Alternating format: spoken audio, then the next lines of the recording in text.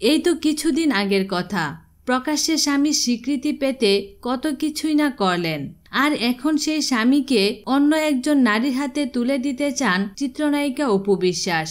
আর সেই নারী হলেন আলোচিত অভিনেত্রী পরীমণি।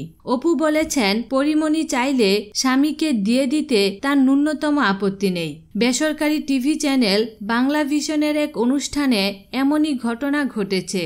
শাহিদ সম্পদের প্রযোজনা এবং তানিয়া হোসেনের উপস্থাপনায় তারকাদের এই আড্ডা অনুষ্ঠানটি দেখানো হবে ঈদের দিন বিকেল 5:15টায়।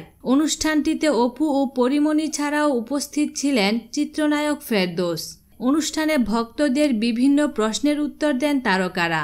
সেখানেই পরীমণির উদ্দেশ্যে একটি প্রশ্ন ছিল এরকম, যদি প্রেম করেন তাহলে মিডিয়ার কার সঙ্গে আপনি প্রেম করবেন? এমন প্রশ্নের উত্তর খুঁজতে থাকেন পরীমণি। তখন পাশ থেকে হাসতে হাসতে অপু বিশ্বাস বলেন, কেন শাকিব খান? অপু বিশ্বাস বলেন, পরী চাইলে শাকিব খানের সঙ্গে প্রেম করতে পারেন, শাকিবকে দিয়ে দিব পরীকে। শাকিবের স্ত্রীর মুখে এমন কথা শুনে উপস্থিত অনুষ্ঠানের সবাই হেসে উঠেন। যদিও পর্দার বাইরে অপুকে দিদি বলেই সম্বোধন করেন পরী। বিনোদন জগতের নিত্য নতুন খবরাখবর জানতে আমাদের চ্যানেলটিতে সাবস্ক্রাইব করার জন্য আপনাকে আন্তরিক ধন্যবাদ।